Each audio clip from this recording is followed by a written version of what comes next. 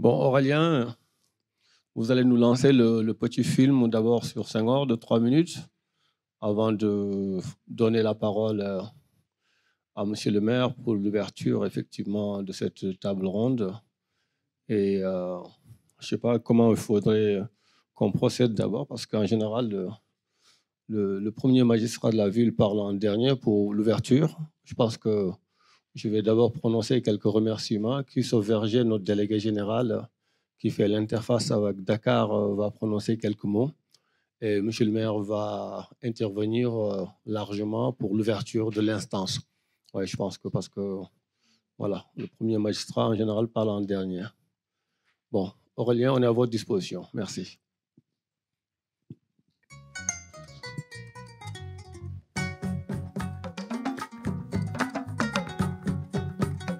Léopold Sédar Senghor naît le 9 octobre 1906 à Joal, au sud de Dakar, dans une famille sérère bourgeoise. Élevé dans diverses congrégations, passionné de littérature, il obtient son bac et une bourse pour étudier en France, où il débarque en 1928. Agrégé de grammaire en 1935, il enseigne à Tours et Saint-Maur. Il fréquente les intellectuels parisiens. Avec le Martiniquais Aimé Césaire et le Guyanais Léon Gontran Damas, il exprime le concept de négritude. Mobilisé en 1939, captif pendant 20 mois, Senghor s'inspire de cette expérience pour son premier recueil, Hostie Noire. Son anthologie de la nouvelle poésie nègre et malgache est préfacée par Jean-Paul Sartre. L'œuvre de Senghor est une ode à l'Afrique. Cet éloge valorise l'art nègre, célèbre la femme et la civilisation africaine. Senghor est un poète de la mémoire, un homme travaillé par la fuite du temps. Le poète se veut Diali, griot, avec une mission bien précise, glorifier son lignage, ses amis, ses morts, son pays et sa civilisation. Chants d'ombre, éthiopique, liberté sont quelques-uns de ses plus célèbres recueils. Senghor a toujours dit qu'il était tombé en politique. Il ne mentait pas. La politique l'a rattrapé au pays en 1945, alors qu'il était venu collecter la poésie orale sérère pour sa thèse. Sollicité avec insistance par son aîné, Lamine Gueye, de la SFIO, il devient député à l'Assemblée nationale française. Réélu en 1951, il sera notamment secrétaire d'État dans le gouvernement d'Edgar Faure. Le 5 septembre 1960, il est élu président du Sénégal naissant, dont il écrit l'hymne national. Il sera réélu à la tête du pays jusqu'à sa démission le 3 décembre 1980 au profit de son dauphin Abdou Diouf.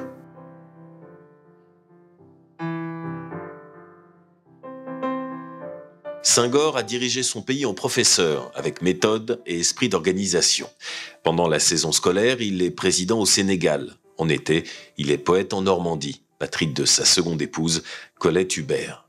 Pour Senghor, interpréter poétiquement le monde ne s'oppose pas à le changer politiquement, d'où ce beau titre, Poésie de l'action, qu'il donne à son autobiographie parue en 1980. Dans sa poésie, Senghor célèbre sa terre natale, la fraternité, la mémoire, l'honneur, la bravoure. En politique, il prône un digne enracinement, tout en s'ouvrant au monde, à la France. D'où la francophonie. On le lui a reproché, c'était oublier son sens de la fidélité. Il savait ce qu'il devait à la France, à ses professeurs de Louis le Grand, à Paris. Dans le conflit qu'il oppose en 1962 au président du Conseil Mamadou Dia, Senghor agit là aussi avec bravoure et sang-froid, saisissant l'opportunité pour écarter celui qui commençait à lui faire de l'ombre. Poète président, Senghor ne fut pas l'un sans l'autre. Il a assumé avec rigueur et dignité ses deux fonctions. Mais dès 1979, à la question « S'il fallait choisir, que voudriez-vous sauver de votre triple vie d'homme politique, de professeur et de poète ?» Senghor répond « Mes poèmes, c'est là l'essentiel. » Son élection à l'Académie française en 1983 lui donnera raison.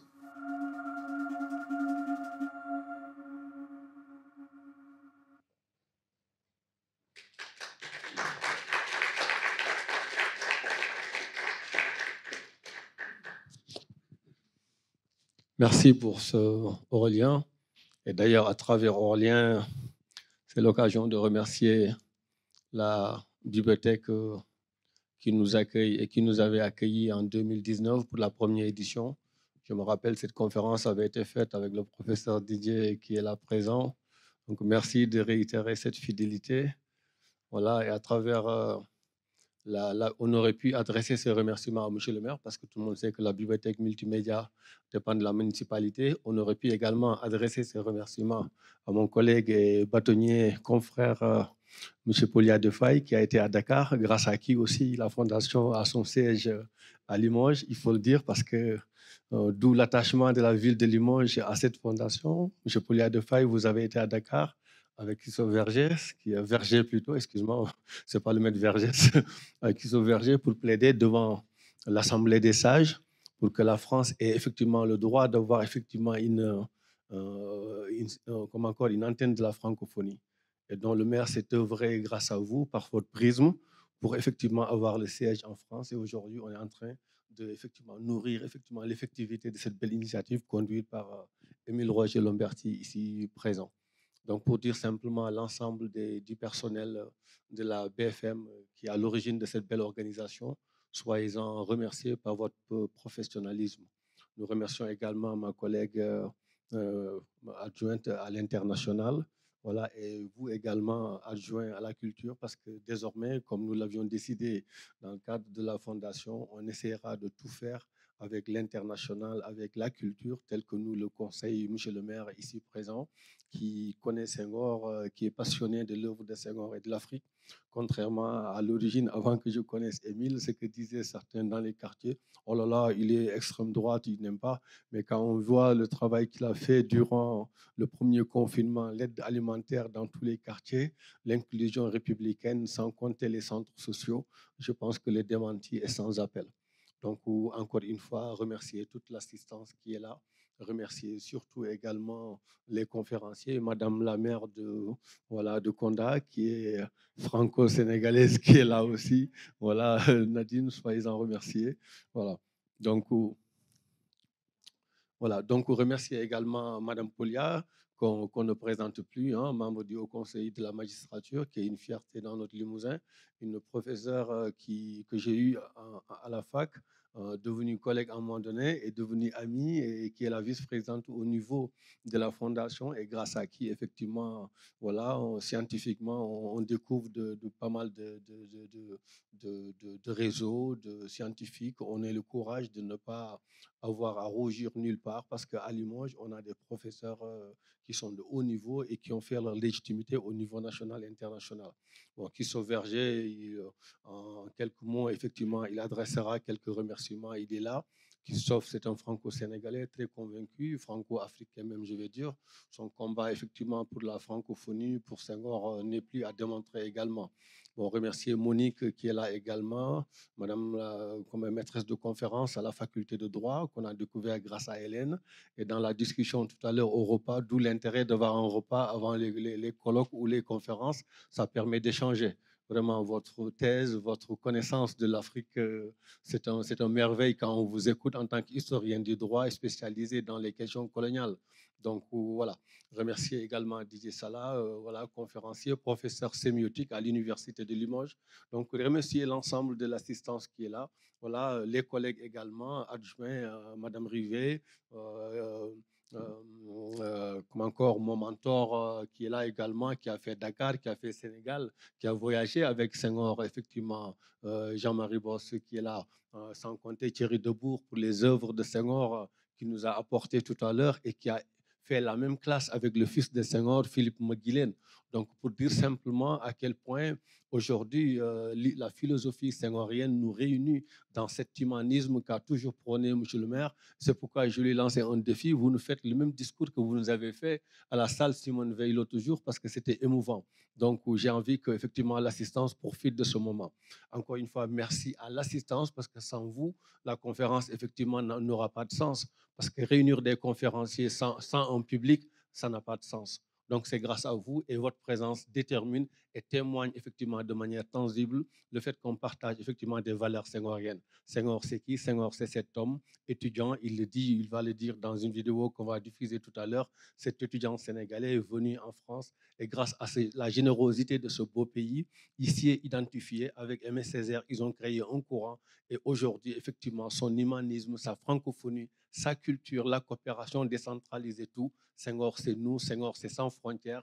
Senghor, voilà, c'est cet universalisme international que nous partageons avec ce joie de vivre ensemble, effectivement, dans la cohésion et dans l'amour. Senghor, c'est l'amour. Comme ça a permis, j'ai oublié de remercier également la présence du président de la Francophonie sans frontières, qui est en faculté de lettres, mais qui sera ponctuel pour son intervention.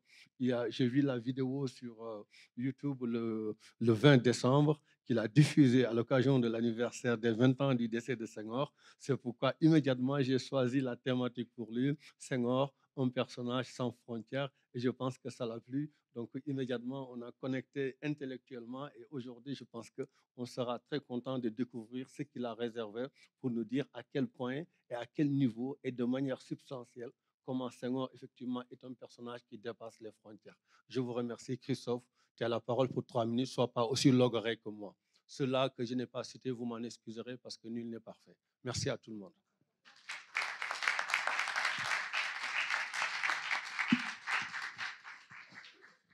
Monsieur le maire, madame la présidente, mesdames et messieurs les professeurs, mesdames et messieurs en vos grades et qualités, je vous souhaite la bienvenue à la BFM, qui est un lieu qui nous accueille régulièrement, et je tiens à remercier la municipalité et son premier magistrat. Alors, nous avons tous un rapport, une relation avec Senghor ou un intérêt divers. Il y a le poète, il y a le professeur, il y a l'homme politique. Moi, mon rapport avec Senghor, il est territorial. Parce que finalement, j'ai découvert Senghor dans mes fonctions précédentes où, pendant près de 12 ans, j'ai conduit une coopération décentralisée dans un village situé dans le Ciné Saloum et situé à proximité du lieu de naissance de Senghor. Alors, il y a discussion sur le lieu de naissance. Hein. Il est indiqué qu'il est né à Joal en octobre 1906. En fait, il est né au mois d'août de la même année, mais dans un village qui s'appelle Gilor. Simplement, il a été enregistré à l'état civil de Joal. Mais pour avoir participé à des discussions locales, chacun revendique le lieu de naissance de Senghor. Au travers de cette relation territoriale, donc avec une région dont il s'est inspiré dans son œuvre, hein. Vous connaissez certainement Le Royaume d'enfance, hein, où un certain nombre de ses poèmes sont tirés finalement de ce territoire. Nous avons organisé en 2016 l'anniversaire de sa naissance à Panazol et à Diofior, qui est la ville avec qui nous entretenions des relations de coopération. Et à partir de là, j'ai pu rencontrer un certain nombre de membres de sa famille, de proches, en France, notamment Henri Senghor, hein, qui est son neveu, et qui est venu à plusieurs fois, à l'invitation du maire de Limoges, participer à des rencontres, à des conférences. Et finalement, ce réseau m'a sollicité pour une délégation en France et pour notamment créer des liens et constituer une antenne à Limoges. Alors, bon, c'est pas venu comme ça à Limoges. Je reprends un peu l'historique.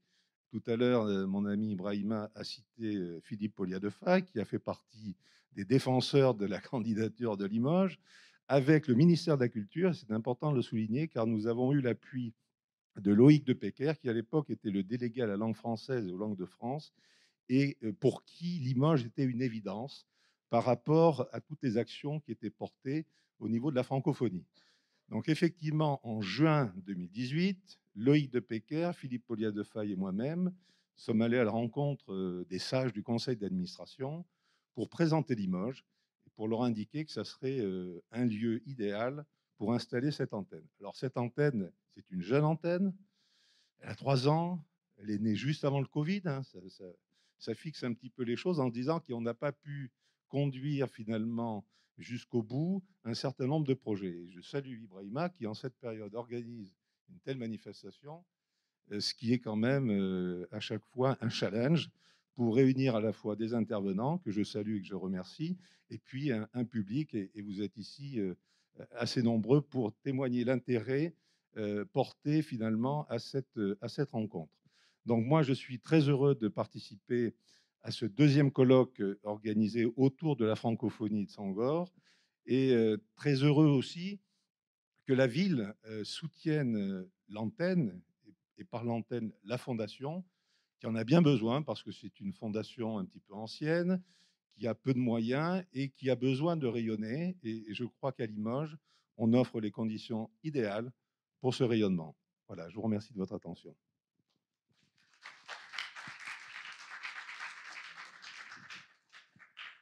Bon, quand on cite, on se trompe parfois. Monsieur le président de l'AGLO est représenté ici par la députée Monique Boulessin et Mathieu Gomez. Soyez-en remerciés. Voilà, le centre social et l'ensemble des acteurs. Monsieur le maire, je vais nettoyer le micro quand même pour des raisons. Je sais que vous êtes sensible.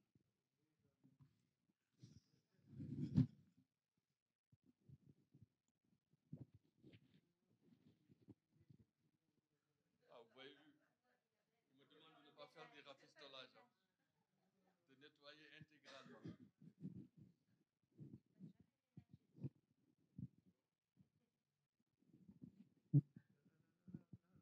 Ah, c'est là-haut. Il ne me fait pas confiance. Il y a Madame la Présidente qui insiste. On voit à quel point son micro ne doit pas être touché par les autres conférenciers. Voilà. Monsieur le Président, si vous voulez bien vous asseoir, parce que vous me donnez le tournis. Bien, mesdames et messieurs les élus, c'est un bonheur d'avoir des maires de l'AGLO présents aujourd'hui. Chère Hélène, on ne sait plus comment tellement vous avez de fonctions et que vous les accomplissez avec bonheur. Mesdames et messieurs les professeurs, monsieur le délégué, bon, en tout cas, chers amis, si on me demande de parler de Léopold Sédar Senghor, je voudrais vous rappeler un contexte. Aujourd'hui, la théorie est à l'indigénisme et au wokisme. Si vous regardez la pensée de Senghor, c'est exactement l'inverse. Senghor fait partie de ces gens, avec Aimé Césaire, qui m'ont fait découvrir par la poésie, mais aussi par leurs travaux, leurs écrits, leurs attitudes et leurs comportements politiques, l'universel chez l'homme. Et j'ai été très heureux, en allant au Sénégal, découvrir l'universel dans la pensée primitive au Sénégal, comme je l'avais connu dans la pensée primitive chez nos paysans limousins. C'est pour ça qu'à un moment donné, notamment pour l'ethnopsychiatrie, je voulais faire remarquer à mes collègues qu'il y avait deux choses essentielles. Il y avait un fondement anthropologique et ethnologique qui était lié aux fonctions et que ce fondement restait en trace, en continu, mais restait encore et disparaissait progressivement chez l'urbain, comme il disparaît dans nos urbains et comme l'urbanité nous amène à perdre progressivement la conscience de la nature naturelle pour prendre une conscience d'une nature réinventée dans nos têtes, qui n'est jamais confrontée à la réalité extérieure. Or, Senghor a cet avantage, c'est que dans son esthétique familiale, ce côté un peu grand bourgeois, où voilà, il va faire des études, parce qu'on se rend compte à l'époque que faire des études, c'est important. Et rendez-vous compte. Imaginez-vous qu'à la même époque, 1900, 1930, si on est noir aux États-Unis, on n'a pas droit à l'université, on n'a pas droit à l'enseignement. Si on est noir dans une colonie française, on a droit à l'enseignement laïque obligatoire. Aujourd'hui, nous avons tendance à oublier, alors le mea culpa permanent, l'envahissement, etc., la domination, non. Nous avons aussi fait des choses essentielles. Et puis surtout, souvenez-vous de cette époque qui est une époque quand même de culture fantastique, Lévi-Strauss, hein, de qui on peut parler de Camus, en plus. C'est Aimé Césaire. On est dans une période où les hommes qui vivent par leur intelligence vont conceptualiser des choses qui sont des choses essentielles et ils conceptualisent à travers la beauté, mais en même temps son combat, son attitude, il conceptualise ce qu'est le français. Et quand il décrit la francophonie, il ne fait que décrire l'aboutissement de ce que voulait Jules Ferry, mais un aboutissement qui est un aboutissement laïque et qu'un aboutissement émancipateur. Que voulait Jules Ferry? Jules Ferry, en créant l'école, il veut créer des soldats qui vont reprendre l'Alsace et la Lorraine. Pour ça, il ne faut pas qu'ils parlent leur dialecte, il faut qu'ils parlent une seule langue, le français. Ce modèle va être appliqué dans les colonies et va être appliqué en réunissant les différentes ethnies autour de l'apprentissage d'un langage commun qui est le français. Et ce qui est fantastique, c'est que Léopold Sédar Senghor nous le dit, la francophonie, c'est un pont entre les différentes cultures. Les différentes cultures portant les différents dialectes, mais qui s'accomplissent et qui se subliment dans la capacité à s'exprimer avec la même langue, partout sur le même territoire et partout sur le territoire de la planète. C'est ça, je crois, la force de la francophonie. Ce n'est pas les uns contre les autres, mais c'est un vecteur qui nous réunit sans rejeter le vecteur source de notre différence. Et moi, j'y suis sensible, vous savez pourquoi? Pour une raison toute simple. C'est que ma grand-mère m'expliquait les règles français en me parlant patois. Et quand je suis allé discuter avec les étudiants à Dakar, j'ai retrouvé exactement la même démarche d'apprentissage qui avait lieu en Afrique que celle qui avait été appliquée chez nous. Ce langage de l'universel. Et puis il y a une deuxième chose à laquelle je suis très sensible, parce que c'est quelque chose que j'ai découvert en fréquentant un confrère guadeloupéen que je vois chez Ibrahima de temps en temps. Quand on voit Césaire et Senghor, c'est les deux faces de la même problématique, mais deux faces opposées. Césaire, c'est le résidu, si je puis me parler, ou la conséquence de la traite des Noirs et leur autonomie progressive dans la France, mais dans la France des dom-toms. On pourrait parler indéfiniment de Napoléon. Et de l'autre côté, Césaire, c'est l'accession, Senghor, c'est l'accession progressive à l'autonomie. Enfin, il y a quelque chose de magnifique dans cette histoire, magnifique que nous devrions et que nous voudrions peut-être continuer à partager avec l'Afrique.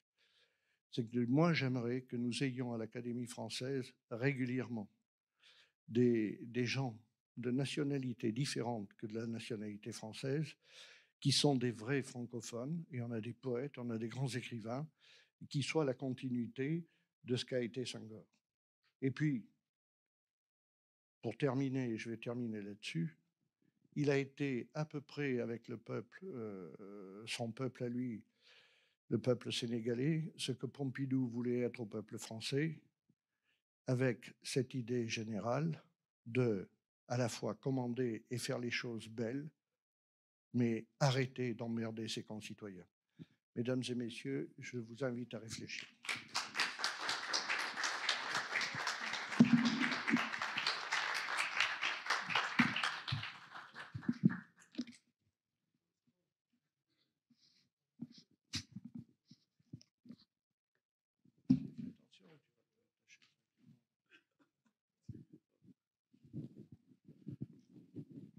Bon, on va lancer ce fameux film, les deux derniers, Aurélien, et après place aux panélistes les panélistes peuvent intégrer le panel, s'il vous plaît, on vous y invite, le temps que M. le maire est présent. Mais ne vous inquiétez pas, il a dit tout à l'heure qu'Ibrahima avait un complexe, là il s'est trompé, hein.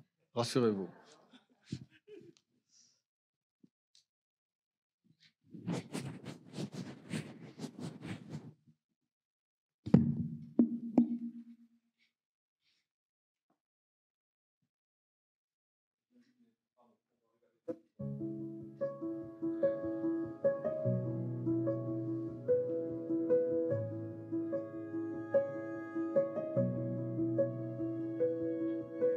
À 8 ans, je ne parlais que ma langue natale, le sérère. Et alors, mon père m'a confié à un père normand, le père Dubois, qui m'a appris le français en même temps que le catéchisme.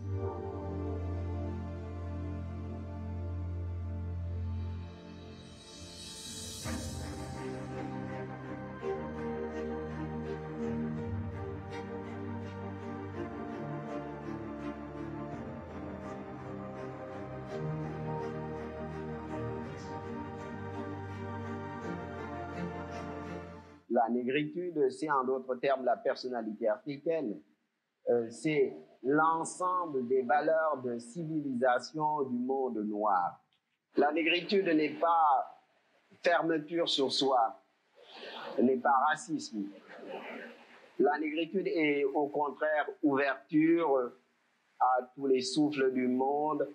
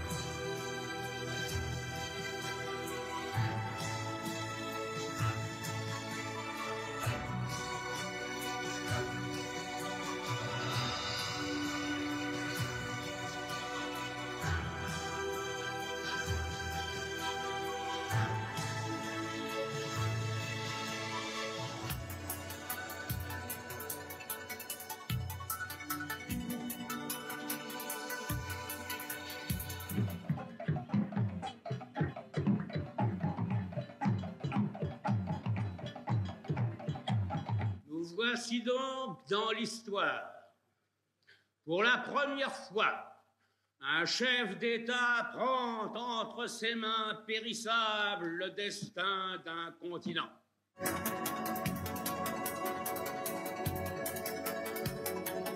Quand un enfant est devenu grand et qu'il a atteint sa majorité, il prend ses responsabilités et décide de fonder un foyer. Le général de Gaulle est un bon père de famille.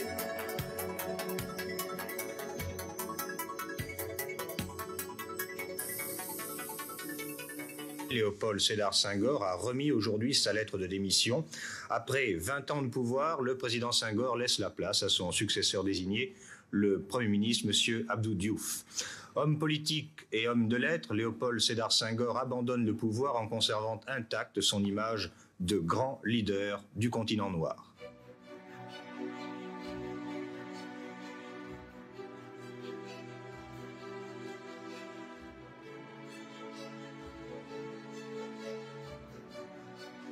Les Peuls du Sénégal définissent la poésie des paroles plaisantes au cœur et à l'oreille. C'est la définition même de la poésie. Et la poésie est l'art majeur dans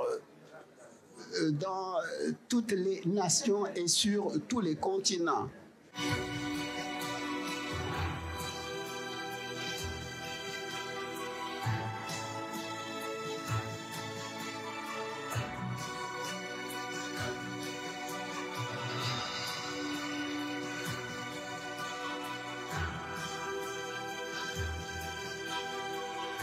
À vous écouter, Monsieur le Président, comment ne serais-je pas ému? L'étudiant sénégalais qui fréquentait la Sorbonne dans les années 1931-1935 n'aurait osé rêver pareil honneur.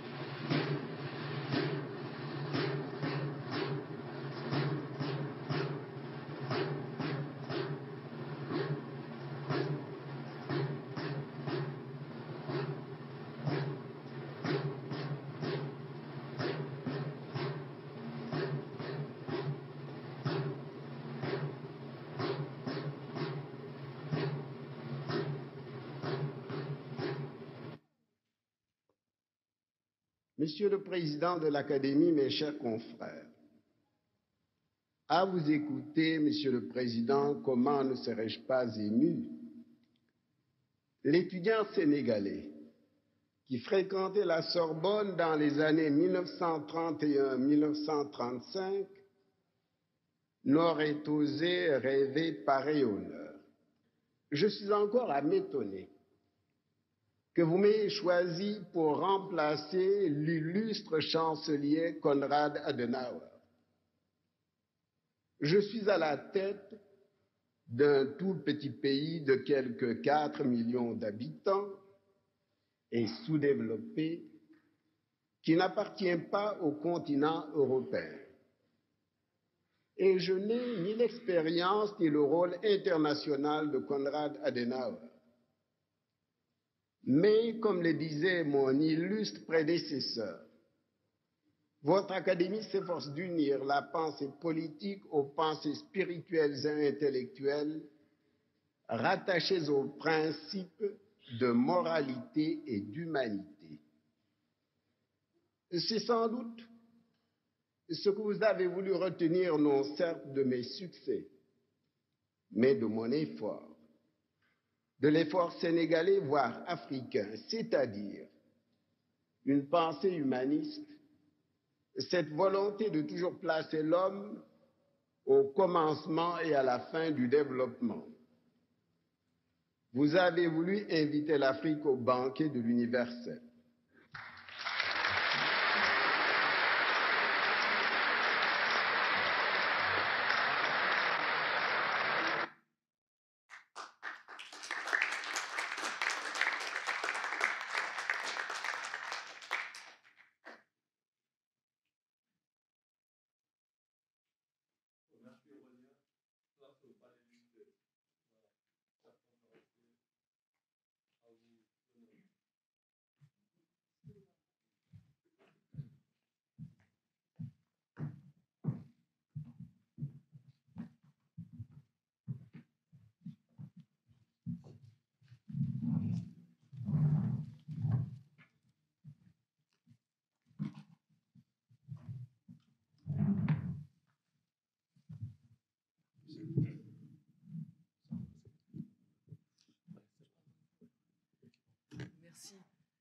Merci beaucoup. Bonjour à tous. J'espère que vous m'entendez. Je vais rester masqué.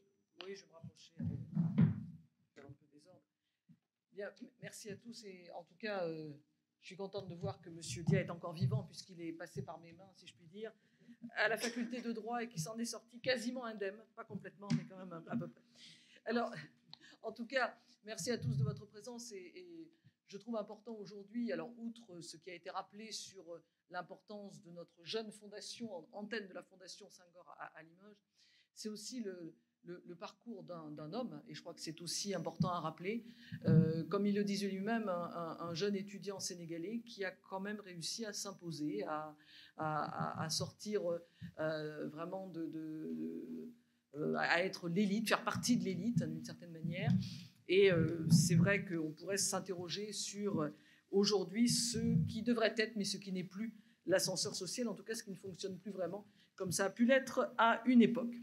Alors, je suis simplement chargée de faire l'introduction, donc je ne vais pas être aussi bavarde que M. Dia, mais je vais essayer simplement, par rapport à tout ce qui va être dit, puisque on va balayer assez largement les différentes facettes du président Senghor, homme politique, amoureux de la francophonie, avec une certaine conception aussi de l'état de droit, poète, enfin, avec un certain nombre d'atouts, évidemment. Juste quelques mots d'introduction avant que mes collègues ne parlent.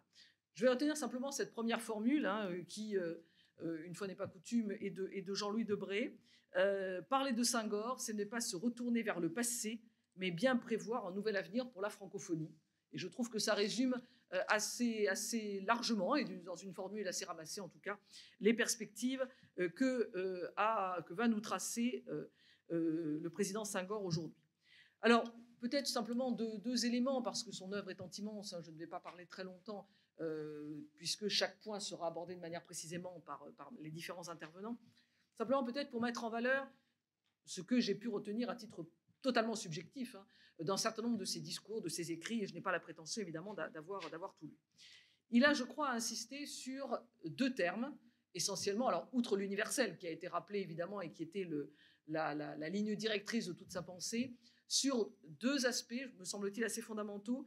D'une part, la diversité, d'autre part, la tolérance.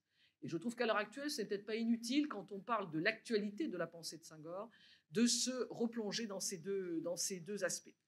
La diversité, tout d'abord, avec, et je crois que c'est assez fondamental que ce soit surtout Senghor qui l'ait dit, le nécessaire partage de valeurs communes.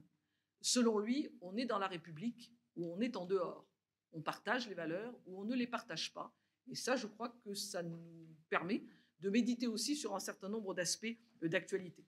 Bon, son projet de fédération englobant la France et un certain nombre de pays anciennement colonisés en porte témoignage, me semble-t-il, avec la volonté qu'il avait de construire une Europe et une Afrique, disait-il, solidaires et complémentaires, c'est-à-dire en donnant à l'Afrique la place qui lui revient dans un environnement géopolitique un petit peu complexe. D'autre part, il a quand même rappelé régulièrement l'affirmation des valeurs à respecter, valeurs africaines certes, mais aussi valeurs universelles, comme il se plaisait à le rappeler, l'égalité des cultures, ce qu'on a tendance parfois à oublier, les droits à la différence, le respect des identités culturelles comme des croyances, et surtout la connaissance des apports des cultures non occidentales, avec toujours cette idée qu'il y a une nécessité finalement de faire dialoguer entre elles les cultures et que chacun apprend de l'autre et qu'il n'y a pas forcément évidemment une culture dominante. Et je cite une de ces phrases qui me semble assez bien résumer peut-être sa pensée, même si elle est un peu rapide. La culture est l'ensemble des valeurs de création d'une civilisation et c'est une certaine idée de l'homme qu'il a voulu développer, on l'a rappelé à l'occasion d'ailleurs des films et des interventions tout à l'heure. Quant à la tolérance, hein, c'était le deuxième aspect et qui va évidemment avec le premier sur la diversité, il a évidemment prôné, on le sait, le métissage culturel, l'harmonie culturelle et politique. Mais il souhaitait surtout une convergence de toutes les cultures vers une civilisation de l'universel, hein, avec cette préoccupation constante de cet universalisme qu'il appelait de ses voeux, pour arriver à dire que le dialogue des cultures, c'est la vie. Ce qui voudrait dire, je paraphrase, que si elle ne dialogue pas, c'est la mort. Et je crois que là aussi, nous pouvons peut-être méditer un petit peu ces différents aspects. Il a insisté sur l'aspect religieux du dialogue des civilisations, en indiquant, et c'est une de ces phrases, là aussi, qui, à mon avis, est importante pour nous, les fanatismes sont toujours des religions de mort. L'importance de la civilisation universelle, pour lui, hein, c'était, on le sait, l'enracinement par la négritude, l'ouverture vers le monde, hein, les deux étant, et ça a été rappelé dans le film, hein, le fait que la négritude n'est pas une fermeture, bien au contraire, c'est l'ouverture sur le monde et la symbiose, justement, entre les différentes civilisations, avec toujours cette idée que la francophonie, la langue française, permet justement cette réflexion vers l'universel. C'est une méthode de pensée, disait-il, c'est un idéal qui anime des peuples en marche vers une solidarité de l'esprit. Et cette référence constante à la langue française, à l'universel, fait véritablement partie, me semble-t-il, de sa pensée. Et donc, cette idée finalement qu'il y a nécessité d'un échange, d'un dialogue permanent, et que les valeurs à respecter, elles sont les mêmes pour tous, et que ce n'est pas pour certains, pas pour d'autres, que l'on soit dans tel ou tel pays à tel moment donné. Et je crois que ces différents éléments auxquels il croyait évidemment particulièrement nous amènent peut-être à voir aussi l'actualité de sa pensée par rapport à des problèmes qui ne se posaient pas véritablement dans les mêmes termes au moment où il écrivait, où il parlait, mais qui, me semble-t-il, sont en tout cas une ligne directrice, hein, partage des valeurs communes, échange entre l'Europe et l'Afrique, hein, dans des conditions de solidarité et d'équité. C'est peut-être tout un programme qu'il faudra suivre. Donc, je vais passer maintenant la parole à mes différents collègues. Alors, est-ce qu'il y a un ordre? Il y a un ordre. C'est M. Dia qui parle en premier. Non, c'est pas ça. C'est toi. Ouais, c'est Didier. C'est dit. Bon, donc, Didier Salaïfa, professeur de sémiotique. Voilà, merci parce que je n'avais pas le dernier appel droit. Merci beaucoup. Donc, Didier, professeur de sémiotique, avec là aussi de multiples autres qualités que je ne détaille pas, mais qui en tout cas va nous parler de Senghor et de la francophonie, donc de la littérature et de la francophonie. Merci beaucoup. Je peux prendre le micro. Désolé, parce que ouais. Je suis pour le masque. Je suis même pour la vaccination. Voilà. Je suis désolé. Voilà. Merci beaucoup, chère Hélène. Je suis très content de partager ce panel avec toi. Effectivement, on se connaît depuis un moment. Hein. Pas forcément autour de la francophonie, mais pour bien d'autres choses. Je voulais aussi remercier Ibrahima Diar. En réalité, chaque fois qu'il me sollicite pour parler de Senghor, je lui dis qu'il prend un risque, en fait. C'est-à-dire que j'ai obtenu une licence en lettres modernes françaises au Cameroun. Voilà. Parce que j'ai refusé de faire la littérature africaine. C'est ça, c'est mon parcours. On avait le choix entre l'option littérature africaine, littérature afro-arabe et littérature française. Donc moi, je ne comprenais pas très bien. Pourquoi ce n'est pas Senghor, en réalité, qui m'a fait partie de la littérature africaine, c'est parce que, justement, c'est ce qu'on disait sur Senghor qui m'a fait déserter cet univers-là. Parce que la littérature de Senghor émerge dans un contexte totalement antagoniste, où vous avez des gens comme Cheikh Anta Diop, vous avez des gens comme Marcel Towar, philosophe camerounais, qui a écrit un ouvrage très dur, d'ailleurs, sur Senghor, Négritude ou servitude, donc qui revient en fait à ce dont on parlait tout à l'heure, avec, je ne veux pas citer en réalité tout l'univers qui a continué avec des personnes comme Oule Soyinka, qui expliquait... en réalité, qui remettait en question la lecture humaniste, en fait, de Senghor. Et ça, je trouvais personnellement qu'il y avait là une injustice qui n'était pas supportable. Très clairement, c'est une vraie démarche intellectuelle, de mon point de vue, sans prétendre effectivement cette part intellectuelle en fait, de ma part. Et moi, j'ai conservé Senghor en fait, comme une vraie référence, comme quelqu'un qui avait finalement compris l'intérêt de ce qu'était la littérature.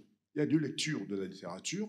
Soit on la lit comme création, c'est-à-dire c'est un jeu avec les mots, c'est un jeu dans lequel on interroge d'une certaine manière la structure de la langue comme un espace de création, soit alors une lecture sémantique, c'est-à-dire par le contenu. Et les Africains ont beaucoup lu, en fait, ont pratiqué la littérature surtout par le contenu. Pourquoi? Les premiers Africains qui écrivent venaient dans un contexte très colonial, dans des colonisations, etc. Et donc Senghor est pris dans ce vertige-là où, manque de chance pour lui, il a épousé une Française blanche, pâle, comme dirait M. le maire. Il a fait ses études, des études très brillantes, mais autour de la grammaire française, etc.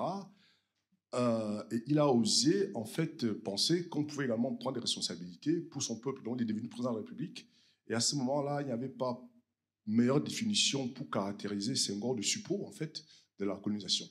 Et c'est une lecture qui était très rapide, et je pense que la notion de rapidité a été invoquée plusieurs fois tout à l'heure, qui posait un problème.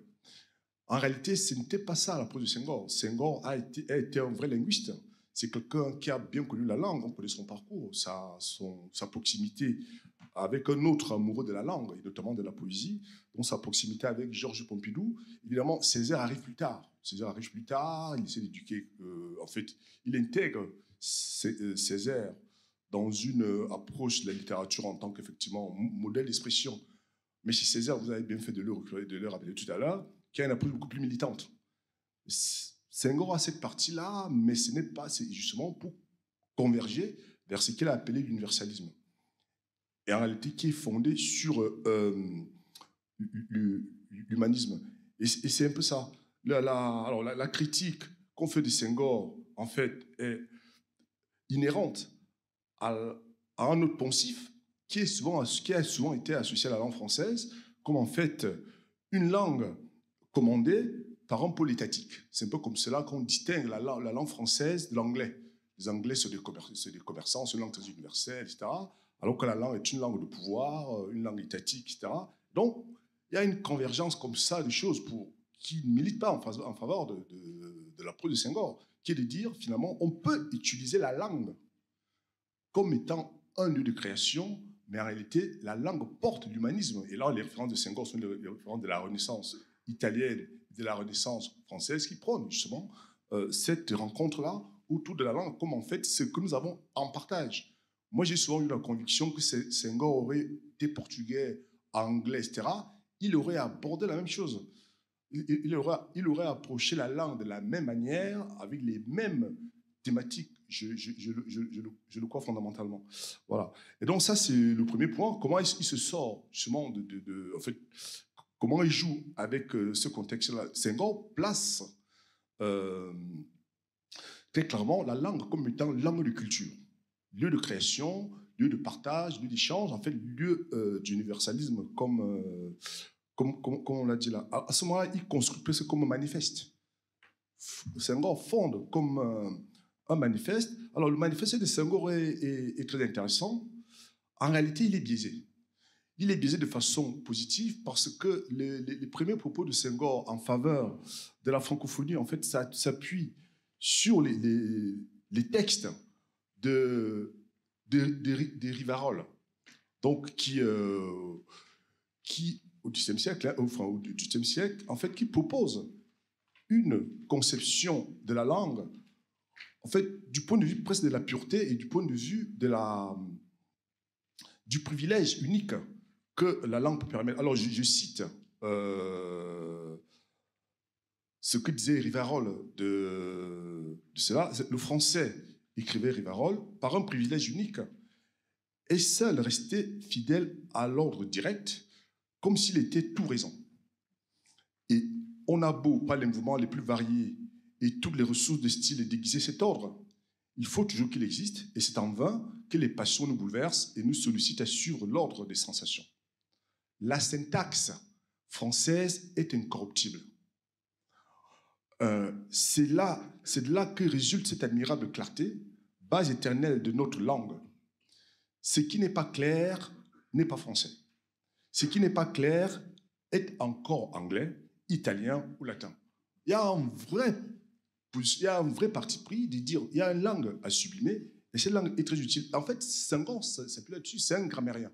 La grammaire travaille sur les règles de fonctionnement d'une langue. Et qu'est-ce que Senghor interroge lorsqu'il interroge le français de cette manière-là? Mais il interroge la syntaxe. Pour lui, les connecteurs, tout le monde dit les mots, les unités de la langue qui permettent de connecter les mots les uns avec les autres sont très importants. Et c'est la base même de la langue. Et c'est comme cela qu'il va fonder sa francophonie. C'est-à-dire, quand je parle de connecteur, il a une lecture presque archéologique et plus tard anthropologique de la langue. C'est-à-dire, c'est un espace de connexion.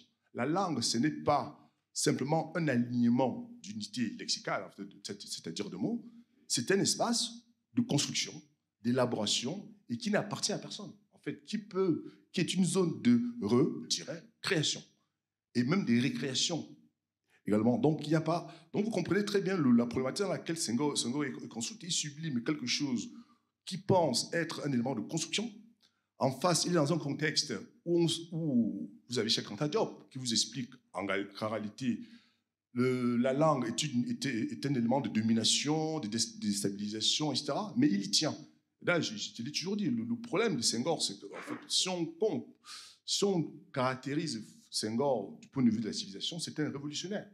C'est quand même quelqu'un dans un contexte qui est colonial, il ne faut pas l'oublier. Hein. Il y a encore effectivement des réminiscences de la colonisation. Il y a encore installé un système français, parfois de force. Hein, je veux dire, les auteurs qui critiquent, qui constatent que la France est quand même dans un rapport de domination, n'ont pas tort. Mais Senghor pense que ça, c'est une approche totalement opportune. Je n'aime pas les mots istes. En revanche, la langue reste donc il s'appuie sur la structure archéologique de la langue. C'est le lieu de connexion. Alors, il y a des auteurs qui ont caractérisé cette approche de la langue française en fait de francodoxie. Comment on fait une doxa de quelque chose. En fait, il est en train de nous expliquer que la langue française comporte en elle une espèce de doxa et qu'il faut suivre cette doxa et que ça doit justifier en fait toutes les excuses ou toutes les adhésions, ou en tout cas les non-antagonismes qu'on devrait avoir vis-à-vis du colon. C'est là il y a un problème. D'où d'ailleurs, je vous dis, l'ensemble des pensées que vous connaissez, hein, le nègre, enfin le tigre ne programme pas sa tigritude, etc. En fait, qui est une lecture totalement en dehors, au-delà de la conception que Senghor a eue de la francophonie. D'ailleurs, je souligne que c'est quelque chose qui est pas comprise, y compris par les Africains eux-mêmes. Qui font, moi, je l'ai toujours dit, il y a une marginalité et une marginalisation de Senghor qui est totalement incroyable. C'est-à-dire on a quand même quelqu'un qui vous explique, qui a passé le temps évidemment à expliquer de quelle manière on pouvait intégrer ou intégrer et également cohabiter. Alors, c'est pas de façon pacifique, je veux dire, en civilisation, la relation de pacifisme est toujours à relativiser, mais en tout cas, engager des discussions utiles. Mais on lui explique que non, qu'il faut aller à la bagarre. Et évidemment, je pense que ce dont tu parlais tout à l'heure, voilà. Alors, ça ne veut pas dire qu'en faisant cela, Senghor ne sublime pas, ne dit pas la même chose des langues africaines. Il pense qu'il y a aujourd'hui un lien effectif à construire avec ces langues. Donc j'y viendrai. Voilà. Donc il aborde ce qui intéresse fondamentalement Senghor dans la langue française, c'est la clarté de son vocabulaire, okay? C'est la clarté des procédés, des dérivations. On est quand même capable de construire à tout moment des mots. C'est très important ça, la capacité de la dérivation. Ce n'est pas une langue figée, c'est une langue qui accepte qu'on la reconsidère, qu'on la reconfigure pour créer autre chose. Et ça, c'est fondamental. Ouais, je ne vous parle pas de politique, je ne sais pas en parler, ou des postures politiques de Senghor. Je vous parle de Senghor en tant que linguiste, en tant que grammairien, et qui pense qu'en réalité, le modèle de fonctionnement d'une langue, notamment, principalement la langue française, c'est celui-là. Le français est une langue à dérivation, c'est comme différentes autres langues qui ont d'autres types notamment de structures. Donc, en revenant sur le sens du mot, en fait, Senghor fait ressortir quelque chose qui va ensuite être formalisé par lui-même, d'un point de vue alors, à la fois idéologique et en termes de démarche intellectuelle, c'est ce qu'on appelle le métissage. Mais en fait, le métissage, ce n'est pas une invention thématique ni culturelle, c'est une invention technique. C'est-à-dire que la structure technique de la langue permet déjà d'envisager le monde de cette manière-là. Alors, parmi les éléments de présentation qu'on a utilisés pour présenter, moi j'aime pas aussi ces défauts-là, c'est juste sémioticien. La sémiotique, justement, travaille sur la structure du sens. C'est-à-dire, quels sont les fondements? Quels sont les fondements qui font que les choses signifient? Mais ces fondements-là sont internes à ce que nous articulons, aux matériaux que nous articulons pour construire ce que nous disons. Voilà, et ça c'est très important pour lui. Et donc Senghor a presque et c'est intéressant, il a presque cette naïveté-là, de penser qu'il est possible de transférer ce modèle de fonctionnement vers dans les manières dont les civilisations vont cohabiter. Et on sait très bien d'ailleurs, Senghor ne s'est pas caché, il a parlé de la race. Senghor. Il n'a pas eu peur de ça. Je pense qu'il ne faut pas avoir peur d'aborder ces questions-là. Alors, je parle en tant qu'intellectuel, mais je pense que, comme vous parlez tout à l'heure du wokisme, c'est qu'à force de s'interdire, d'interroger, mais fondamentalement, sérieusement, je ne vais dire pas à la télé, mais d'interroger fondamentalement des concepts, bon, on s'aperçoit qu'il y a des choses à en tirer. La doctrine de race, c'est très importante pour Senghor. Ici, on a besoin de ça pour s'interroger sur ce qui permet la mise en contact entre. C'est exactement la même chose dans la langue. Dans la langue, on a besoin d'interroger des catégories grammaticales. Ce qu'on appelle les catégories grammaticales, c'est la langue française a 9 catégories grammaticales. Les déterminants, donc les articles, les noms, les adjectifs, les verbes, etc. On a besoin d'abord de spécifier ces catégories pour comprendre comment la langue fonctionne. C'est-à-dire ce qu'on appelle en linguistique, il y a un axe paradigmatique, des paradigmes. Comme on l'aborde en politique, un paradigme porte une idéologie, c'est-à-dire ça porte une manière d'être, une manière de lire le monde. On ne dit pas Monsieur le maire, comme on va dire Émile Roger Lemberti, comme on va dire le premier magistrat de la ville. Ce sont des paradigmes qui désignent une même personne, mais lorsqu'on dit le premier magistrat de la ville, on dit une chose qui n'est pas la même chose que le maire, etc. Donc on voit très bien qui a d'abord installé ça, et c'est ça l'équivalent de la race pour lui, c'est-à-dire il y a ce raisonnement-là. Et ensuite, il faut bien comprendre ça pour ensuite voir comment on articule les uns avec les autres. Si on n'a pas une définition fondamentale des catégories, on fait de l'agrégation, du bric-à-brac. C'est le genre de choses où on a une forme, on ne sait pas très bien quelle année l'origine, quels sont les composants, etc. Et Senghor est conscient de ça. C'est ça la part qu'on retrouve chez Senghor, notamment en tant que grammaire. Alors ça a donné un poncif, enfin quelque chose qui a été très mal récupéré chez Senghor et qui a été traduit sur la forme d'un poncif. L'émotion est nègre, enfin, et la raison est hélène. Enfin, pas Hélène Pouliat, je veux dire, t'as compris. Quoique. Il y a deux ailes, voilà. Il y a deux ailes, donc ça joue dans les deux ailes, en fait. Tchala. Parce que mon nom, c'est avec un aile, je t'explique tout à l'heure. Tu vois comment on s'en sort, hein? On s'en sort par les ailes, en général, pas les ailes. C'est une manière. Voilà, merci beaucoup. Donc, donc c'est intéressant. Pourquoi elle dit ça? Parce que pour lui, c'est des vrais paradigmes. Et c'est pas faux. Et c'est vrai. Et il pense qu'on doit s'appuyer là-dessus, c'est-à-dire c'est un fondement pour que les uns et les autres, notamment la langue, les pratiques, enfin, le noir, le nègre, moi je ne sais pas pour du mot, arrivent à trouver d'où il parle. Il explique clairement. Ça ne veut pas dire que le nègre n'est pas capable de raison. Ou que le blanc n'est pas capable d'émotion. D'ailleurs, j'ai envie de vous dire, cette différence-là, en tout cas, ce débat-là entre la raison blanche, etc., dans la langue, ça a été repris par Alain Ray, que vous connaissez très bien, dictionnaire Robert, hein, qui dit, mais quand même, Senghor n'a pas à ôter l'émotion aux blancs. Mais avec des mots très, très durs, hein, Alain Ray, il dit que mais dépouiller la langue face aux Africains, la langue française de toute émotion, c'est un problème. Il y a de l'émotion dans la langue française, etc. En fait, c'est pas ça que Senghor interroge. Il interroge justement les fondements, en fait, les paradigmes chez l'un et chez les uns et chez les autres. Mais lui, il a un argument pour ça. C'est la base du métissage. En fait, la relation au monde, ce qu'il constate, de ce qu'il appelle le blanc, est particulière. En fait, ce dont Senghor parle, c'est la civilisation. La force de la civilisation, y compris et pratiquement la civilisation européenne, et même de la civilisation en général, c'est la conquête. C'est quoi la civilisation? C'est ce qui fait qu'à un moment donné, on arrive à maîtriser le monde, on arrive à maîtriser l'environnement. On fait des civilisations tout court. Pourquoi nous marchons avec deux jambes? Enfin, pourquoi nous marchons sur les jambes et pas sur quatre bras? C'est qu'à un moment donné, à partir du moment où on a réussi à utiliser le bâton, on a été plus civilisé et ça a atrophié les mains. C'est pour ça qu'on s'élève. C'est ça la civilisation. Donc il constate quand même qu'il y a une espèce pas de primeur, en fait, de préséance en fait de ça. En fait, les civilisations occidentales sont très avancées là-dessus et qu'on doit suivre. Donc qu'est-ce qu'il dit?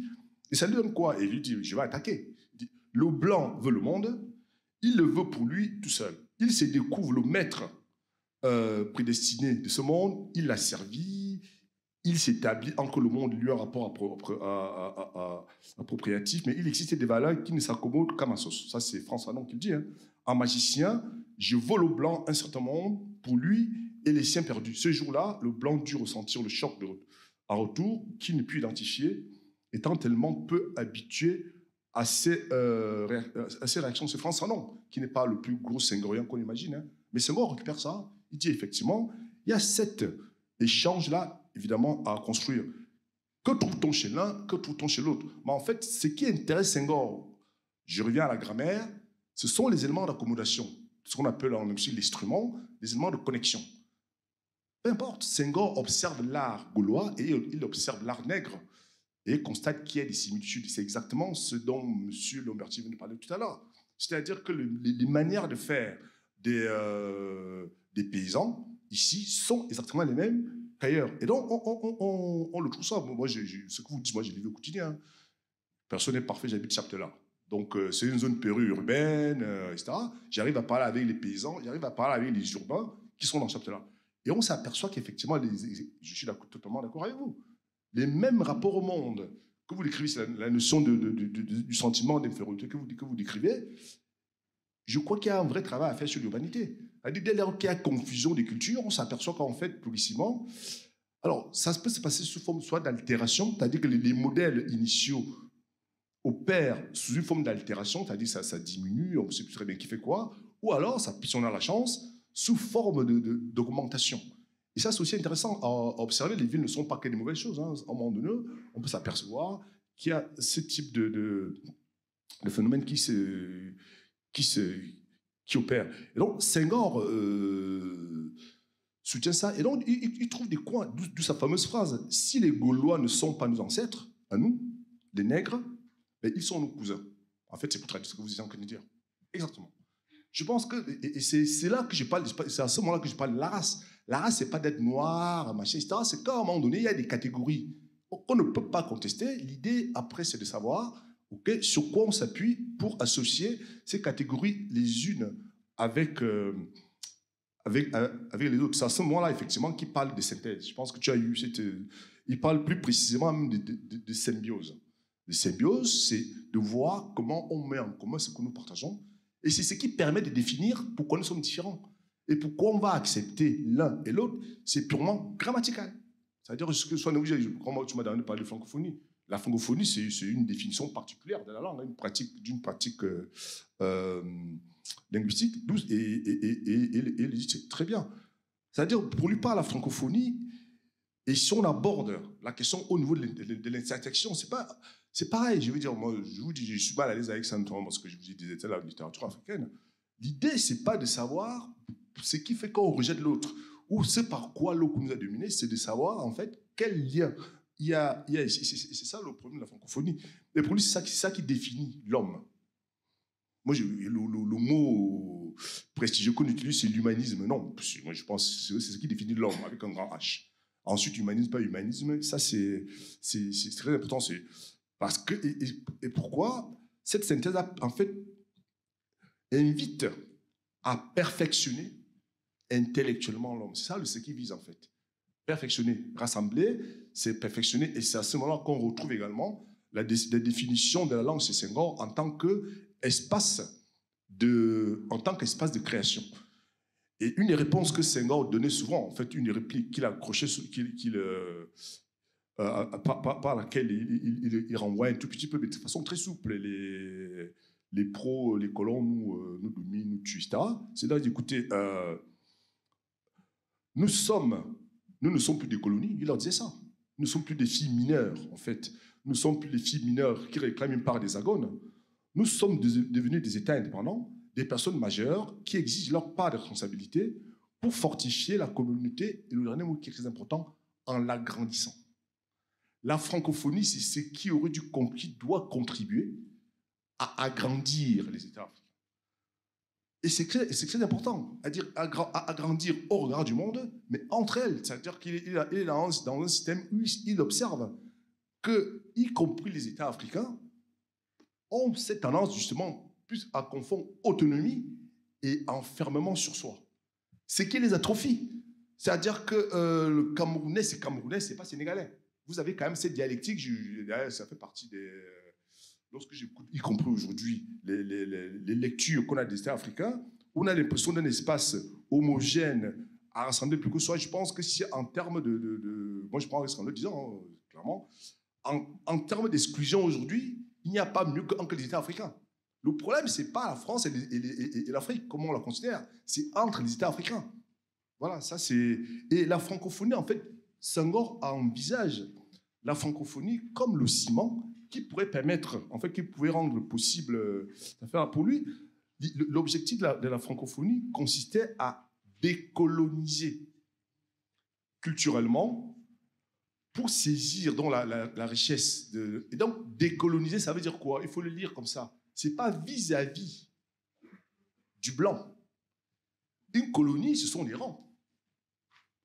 Décoloniser, c'est ça. C'est-à-dire que le mode de fonctionnement que les Africains ont retenu de la colonisation, ça a été de dire chacun dans son rang. Senghor pense que ce n'est pas ça l'avenir de l'Afrique.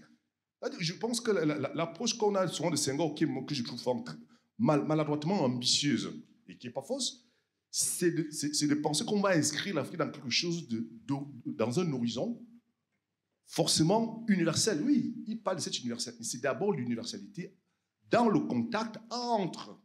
Parce qu'il constate qu'en fait, les États africains eux-mêmes fonctionnent comme des colonies, c'est-à-dire comme des unités très autonomes, mais sans contact. Et ce qui n'est pas faux aujourd'hui, d'ailleurs. Et pour lui, la francophonie, c'est ça. C'est un concept qui a été ensuite, ce concept de francophonie a été malmené par un autre concept. Les frères, vous allez écouter, par exemple, ce qu'on appelle le panafricanisme, qui est une lecture quand même assez particulière de cette affaire. Le panafricanisme, c'est d'abord l'affirmation des unités. C'est ça la notion de panafricanisme. Le pan, c'est ça. Alors, c'est le tout, mais pas dans le principe de la pluralité, mais dans le tout, c'est-à-dire une globalité. Ce qui balkanise. Clairement. La francophonie reconnaît la possibilité des pluralités et la possibilité de connexion entre... Et c'est ce qu'on retrouve chez Senghor, qui n'a pas été lu. Je veux dire, les leaders de la pensée panafricaniste, ce sont des gens qui vous disent on va en guerre.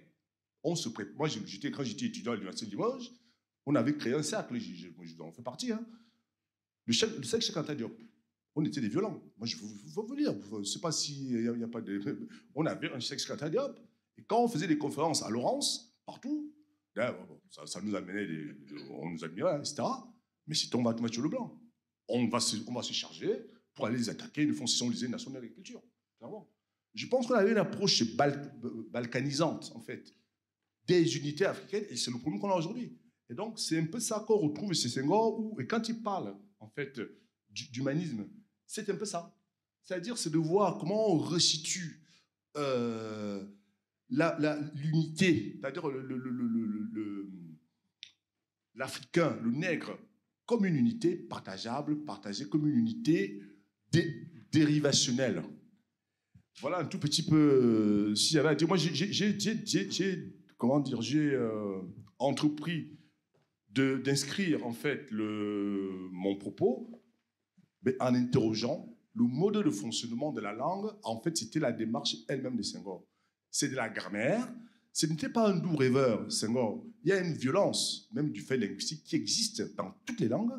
Il faut la comprendre. Senghor a envisagé cette lecture-là de la langue, et il a pensé que les peuples, en fait, pouvaient, évidemment, fonctionner de cette manière. En fait, c'est une espèce de libération. Clairement. C'est-à-dire que comment j'arrive à apparaître comme faisant partie d'un ensemble, d'abord, c'est parce que je m'affirme comme tel, et parce que je m'inscris dans une pluralité. Donc, c'est un peu... Qu'est-ce que la grammaire? C'est ce qui permet d'associer un axe, on appelle un axe paradigmatique, avec un axe syntagmatique. L'axe syntagmatique, c'est l'axe de la création, l'axe de l'invention, l'axe de la promesse, du futur, etc.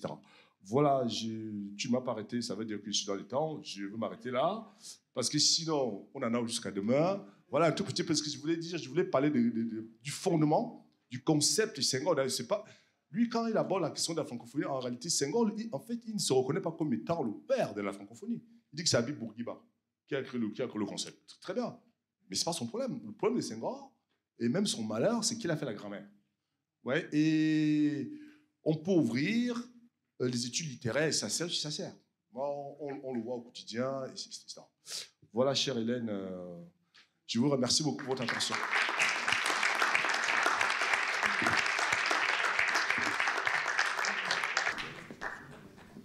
Merci beaucoup Didier pour cette première intervention. Peut-être qu'on fera un petit débat à la fin, si vous en êtes d'accord, hein, plutôt que de couper peut-être les différentes interventions sur les différentes facettes du président Senghor. Bon, ça nous a déjà appris qu'il y a un certain nombre de concepts qu'il faut interpréter, en tout cas un certain aspect de la philosophie ou de la pensée de Senghor qu'il faut interpréter par rapport à sa formation et par rapport à la manière dont il a justement discuté sur les mots, l'analyse grammaticale des phrases, etc. Donc c'est déjà un premier aspect qu'il nous faudra retenir. Je vais passer maintenant la parole à ma collègue Monica Cardillo, donc, qui est maître de conférence en histoire du droit, qui va nous parler donc de Senghor et de la démocratie. Alors, je la remercie beaucoup parce que c'est vrai qu'on l'a sollicité un peu en dernière minute, au fond d'un pays étranger, pas très loin, mais enfin quand même, qui a nécessité un certain nombre d'évolutions. Voilà, vous avez affaire à quelques défis, mais merci beaucoup en tout cas de vous être prêté à l'exercice. Merci beaucoup. Est-ce que vous m'entendez? Vous m'entendez? Oui, très bien. Monsieur le maire, même s'il vient de nous quitter, monsieur le président de l'antenne française de la Fondation Senghor, monsieur le délégué général de la Fondation Senghor, madame et messieurs les panélistes, mesdames et messieurs, chers amis, je suis très heureuse d'être là, d'abord car à seulement 4 mois de mon arrivée dans la ville de Limoges et à la faculté de droit en tant que maître de conférences en histoire du droit, eh bien, je découvre une ville très sensible aux questions africaines qui me tiennent à cœur. Je parcours des rues et des places qui rappellent des noms ayant fait histoire en Afrique, ayant fait histoire en France, dans le monde entier. Je découvre une ville avec une bibliothèque francophone, je pense la plus grande en France, une ville d'eau également, qui est mon thème des recherches. Donc on fait une ville où je retrouve parfaitement mes centres d'intérêt et de travail, dont je me réjouis. Mais c'est pour moi ensuite et surtout une grande joie d'être parmi vous aujourd'hui à l'occasion de l'événement que nous commémorons, c'est-à-dire eh bien Senghor, les 20 ans de la mort de celui qui fut, et là je cite, poète d'exception, un parlementaire clairvoyant et le premier président de la République du Sénégal. Donc ce sont des termes qui ont été employés par Jean-Louis Debré en 2006 à l'occasion d'une conférence qu'il animait, qu'il présidait pour célébrer les 100 ans de la naissance du président Senghor. Léopold Sédar Senghor, une figure centrale de l'histoire littéraire et politique d'Afrique, et d'une Afrique que j'oserais dire double. Une Afrique colonisée, mais également une Afrique indépendante. Un personnage donc, qui est à cheval entre deux époques cruciales de l'histoire de ces continents. Un homme de passage, un homme de la transition, une sorte de Coulsens étrusque, donc ce dieu des passages et des portes, qui est l'ancêtre du dieu romain Bifron Janus, pour rappeler la mythologie ancienne qui était tant chère à Senghor. Une figure historique dont je ne suis pas spécialiste, mais je suis une humble admiratrice et lectrice de ses œuvres. Un homme dont j'ai connu la vie alors que j'ai découvert l'Afrique par le biais du droit il y a de cela 14 ans en Italie, dont je suis originaire, je suis italienne. Un personnage qui a donc accompagné mes études universitaires, mes travaux doctoraux, un personnage qui reste central dans une partie de mes recherches actuelles qui portent sur les décolonisations en Afrique. Je remercie donc très chaleureusement les organisateurs de cette belle table ronde de m'avoir fait l'honneur d'être là et je les remercie d'autant plus que cette rencontre m'a permis, me donne l'occasion de revisiter et même d'explorer davantage le personnage de Senghor. Alors, on m'a demandé donc de parler de Senghor et la démocratie, un sujet difficile, un sujet pointilleux pour une politologue que je ne suis pas, mais en même temps un sujet qui me permet d'observer en tant qu'historien du droit travaillant sur l'époque coloniale, eh bien, les interactions entre colonisateurs et colonisés, la manière dont l'administration coloniale s'opère à forger la future classe politique africaine, les conséquences sur l'avenir d'une Afrique indépendante et souveraine, mais encore les continuités d'un lien dont la culture des indépendances semble parfois résonner comme un mythe. En relisant la vie de Senghor et en réfléchissant donc à son apport à la construction de la démocratie au Sénégal, un mot, en plus de ceux qui lui sont attribués, m'a semblé caractériser son œuvre politique. Courage.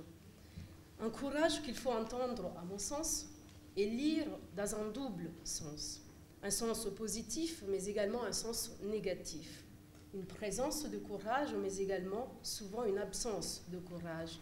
Un courage donc ambivalent, qui lui donnera d'ailleurs une réputation mitigée, non seulement sur le continent, mais également dans la diaspora, qui d'ailleurs donnera ce surnom un peu péjoratif de bounty, donc noir à l'extérieur et blanc à l'intérieur. Un courage ambivalent qui a permis donc de définir deux périodes de la vie de Senghor, celle du poète-président, incarnation de l'humanisme universel, dont on a déjà beaucoup parlé, chantre de la fierté noire, et celle de la désengorisation avec l'arrivée d'Abdou Diouf au pouvoir en 1980. Ces hésitations sont dues au partage, d'après moi, qui anime Senghor lui-même et qu'il avouera en 1976 lorsque, dans une interview, il affirmera être déchiré par un double courant qui l'entraîne vers les valeurs du monde noir et qui le retient dans les valeurs européennes et françaises en général. Senghor vit donc, on a l'impression, entre deux cultures, entre deux perceptions de la vie.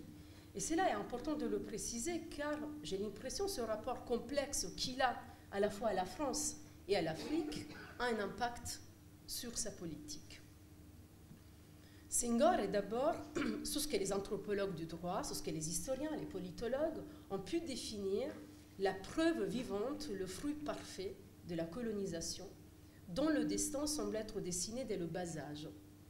Le père de Senghor, catholique, le fait baptiser, l'inscrit à l'île des Gorées, qui est l'une des 4 communes des originaires du Sénégal, Il est ensuite envoyé étudier à la mission catholique des Nagosobil, tenue par les Pères du Saint-Esprit, au collège Liberman, au cours d'enseignement secondaire de Dakar. Puis il est envoyé en France, à Paris, au lycée Louis-le-Grand et à la Sorbonne. En 1935, il devient le premier Africain à décrocher l'agrégation de grammaire française. En 1971, il est élu membre associé de l'Académie des sciences d'outre-mer, à l'époque Académie des sciences coloniales. En 1983, il devient le premier Africain à être élu à l'Académie française. Il est enfin le poète noir le plus lu au monde, hein, dont son œuvre est même traduite en chinois.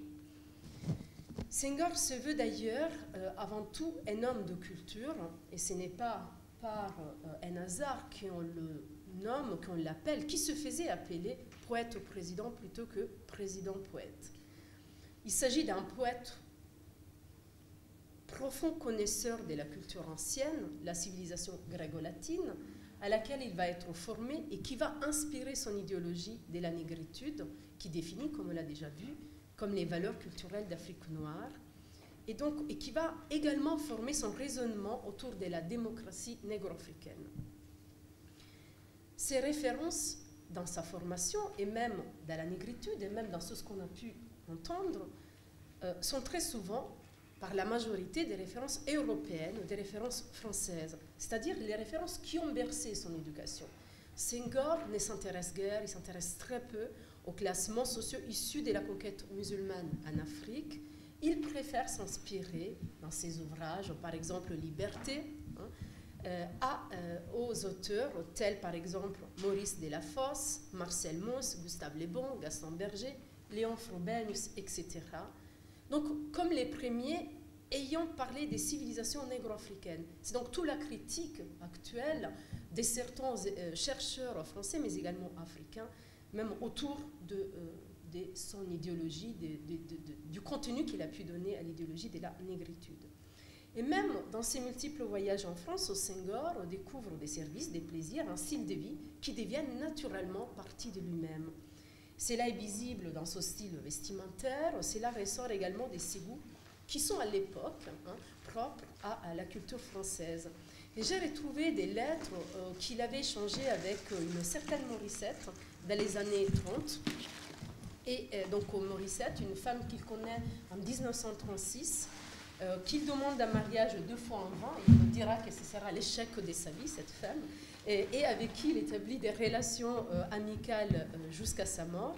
Et donc on observe dans cette correspondance épistolaire sa sensibilité poussée pour le théâtre, l'opéra, dans les lettres qu'il lui adresse, par exemple à chaque voyage qu'il fait à Paris de Tours où il enseignait, on lit par exemple « J'aime Jouvet et Giroudot »,« Je voudrais vous les faire aimer », on lit encore « On donne l'impromptu de Paris », encore dans une autre lettre, « On donne la guerre des Trois n'aura lieu, c'est une occasion rare ». Donc ces valeurs auxquelles il est formé se traduisent dans sa pensée politique. Senghor est élu 3 fois député du Sénégal de 1946 à 1958. Et en 1958, lorsque la question de l'indépendance se précise, s'impose, eh bien, il préfère l'idée d'assimilation à celle d'indépendance. Et en 1960, lorsque Senghor devient président du Sénégal, eh bien, il devient président d'une indépendance qu'il ne veut pas, qu'il ne souhaitait pas. Son rêve était celui de construire une nation plus large, une nation négro-africaine. Comme le dit l'historien sénégalais Mamadou Diouf, le projet politique senghorien n'était pas un projet politique sénégalais, c'était un projet politique ouest-africain. Donc Senghor était convaincu que la trajectoire des nations africaines, et là je cite toujours Mamadou Diouf, donc sous-développé, il revient toujours sous ces mots, sous-développé, ne pouvait pas être la réplique de la trajectoire des États-nations européens. Pour Senghor, l'unité politique africaine devait prendre en considération des unités territoriales beaucoup plus larges, comme on a pu l'entendre par le biais de la sémiotique, et gouverner donc de manière décentralisée, pas de manière centralisée, comme l'étaient les empires africains. C'est pour cette raison, d'ailleurs, qu'au moment des indépendances, Senghor se bat pour le maintien de l'Afrique occidentale française, ou du moins pour le passage d'une fédération coloniale à une fédération indépendante et souveraine politiquement. L'indépendance pour Senghor serait la cause de ce qui a été déjà cité, de la balkanisation de l'Afrique. C'est-à-dire, balkanisation, l'indépendance fera éclater l'Afrique occidentale française en 8 petites étapes faibles dont les frontières ont été tracées par le colonisateur et dont les frontières sont contestables, car elles tiennent mal compte des solidarités ethniques. Et il regrette d'ailleurs le projet de fédération du Mali, réunissant le Sénégal et le Mali, et qui aura une courte vie, très courte même, de 1959 à 1960. Alors, il y a certains qui affirment également qu'il y a des raisons économiques à vouloir garder cette fédération. La fédération semble profiter beaucoup au Sénégal. Senghor ne le dit pas, mais Félix Houphouët-Boigny, premier président de la Côte d'Ivoire, qui s'oppose d'ailleurs à Senghor, eh bien, il insiste beaucoup sur ces points. Et dans un rapport de 1959 sur la dévolution des biens de la fédération, il ressort que les investissements immobiliers réalisés en Afrique occidentale française entre 1930 et 1958 s'élèvent à 15 milliards de francs, dont 8 milliards sont dépensés dans la seule ville de Dakar. Donc cette conception de la décolonisation de Senghor va l'opposer à d'autres hommes politiques sénégalais dont on a pu entendre l'écho dans les vidéos, notamment, voilà, on a cité Mamadou Dia, qui était chef du premier gouvernement indépendant du Sénégal, mais également d'un autre personnage à qui finalement, je pense, on doit cette indépendance du Sénégal, Valdiodio Ndiaye. Valdiodio Ndiaye, qui fut un temps son ministre de l'Intérieur et qui, avec Mamadou Dia, ont été presque oubliés par l'histoire, alors que, comme je le disais, c'est presque à eux qu'on doit le sort de l'indépendance du Sénégal. Et là, je voudrais rappeler un fait historique, c'est-à-dire ce moment crucial du choix entre indépendance et communauté avec la France. Ce voyage du général de Gaulle, lors de cette tournée dans les colonies, un mois seulement avant le référendum constitutionnel qui posera les bases de la Ve République, eh bien, lorsqu'il arrive à Dakar, après avoir visité N'Djamena, Alger, Brazzaville, Abidjan, encore Conakry, eh bien, Senghor n'est pas au Sénégal, Senghor est en vacances en Normandie. Et donc, à travers ces votes, je le rappelle, les colonies devaient choisir entre la communauté avec la France, ou alors, en votant oui, ou alors l'indépendance de la sécession en votant non. Et devant une foule qui est très agitée, devant une population qui est divisée, Senghor choisit le silence, choisit l'absence. Et c'est Valdiodio Ndiaye donc, qui déroule son plaidoyer en faveur de l'indépendance sénégalaise. Donc au pouvoir, Senghor, puisqu'il était contraire à cette indépendance, eh bien, en 1962, il va rompre avec Mamadou Dia, avec Valdiodio Ndiaye, qui sera donc incarcéré pendant 10 ans, après avoir été accusé d'organiser un coup d'État. Et donc, il va mettre en place finalement un gouvernement qui est bien loin de cette démocratie qui tardera à être implantée au Sénégal. C'est-à-dire, il va mettre en place un gouvernement qui est défini par certains comme un pouvoir absolu, un parti unique, une presse censurée, un régime répressif. Le procureur n'avait fourni aucun chef d'accusation finalement vis-à-vis de Mamadou Dia et Valdiodio Ndiaye.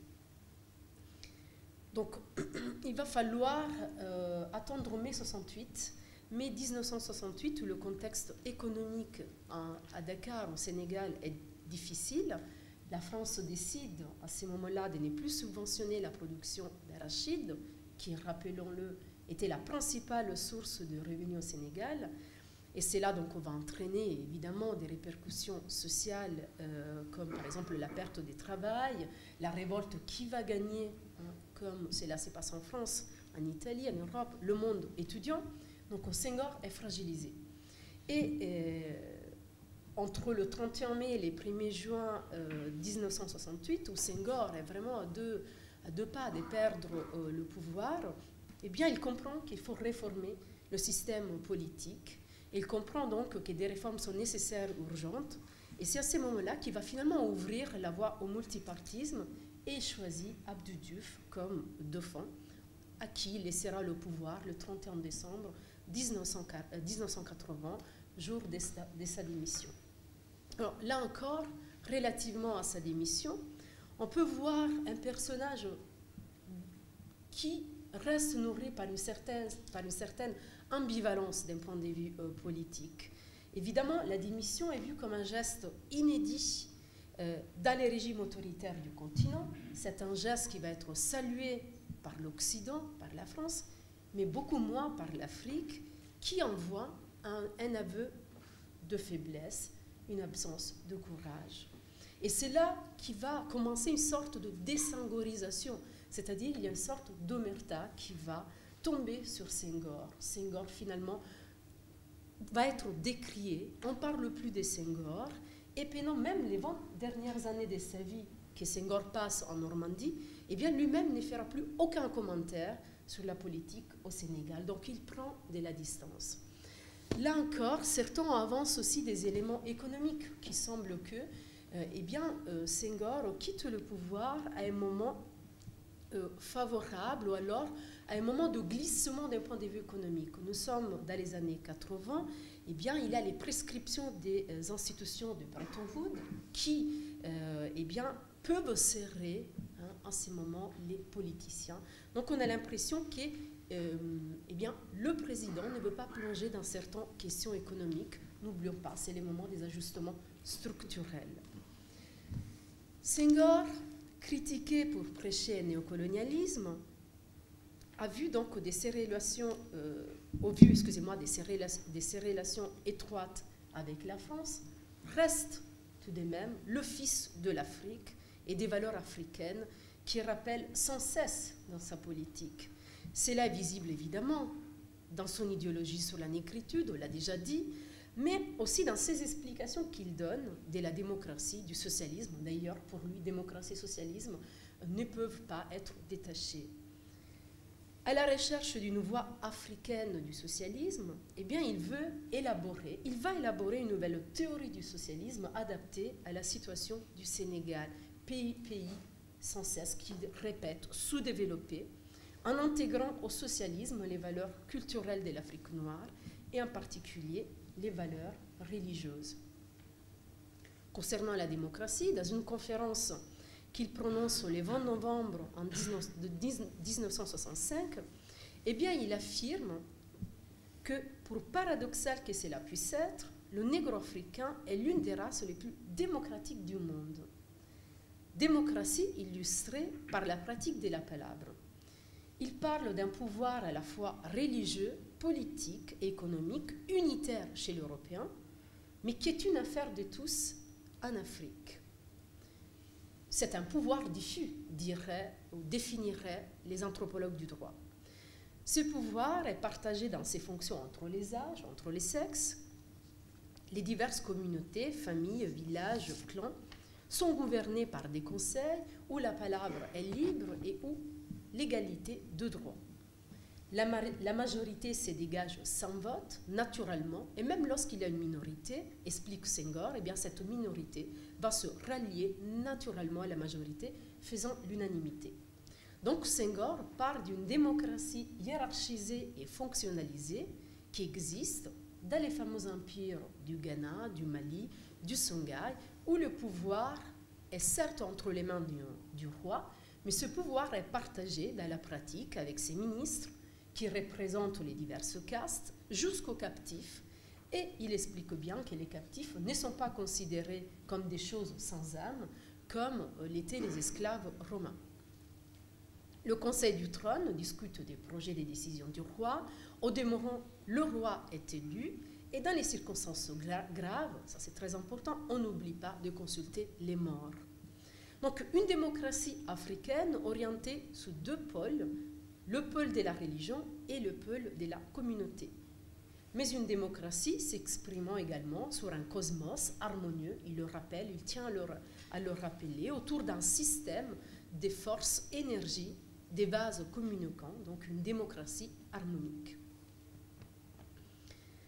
Petite parenthèse avant de conclure ces brefs propos, eh bien, Senghor affirme que même lorsque les États indépendants d'Afrique noire ont fait le choix, leur choix politique, eh bien, ils ont gardé cette démocratie, même quand ils ont eu l'air de s'inspirer des modèles européens. À croire parfois qu'il parle du premier régime au Sénégal, mais il va donner d'autres exemples. Il donne l'exemple du régime présidentiel à parti unique, qu'on a vite et faussement, dit lui, défini de dictature. Mais en fait, en vérité, il ne s'agit que d'un régime axé sur la personne. On a parlé de la personnification. Effectivement, Senghor explique que le président personnifie la nation comme autrefois le monarque son peuple. Les règnes, qu'on dise les populations, le règne de Modibo Keïta, le règne de Sékou Touré, de Houphouët-Boigny, sont les règnes de l'élu du Dieu par le peuple. Voilà donc un grand personnage dont le courage et le partage sentimental ont divisé l'opinion générale, et on l'a rappelé. Mais quoi faire pour une Afrique finalement qui se décolonise? Quelle structure introduire? Quelle structure employer? Eh bien, Senghor, après avoir fait le constat que l'Afrique s'industrialise, qu'elle fait irruption dans la civilisation monétaire du marché, on a introduit le salaire, on a introduit la propriété privée, eh bien, il affirme que si la culture négro-africaine appartient au domaine de la spiritualité, pour diriger le Sénégal, il faut conserver les procédures bureaucratiques coloniales. Et je laisse à Senghor ces mots de la fin. Je vous remercie.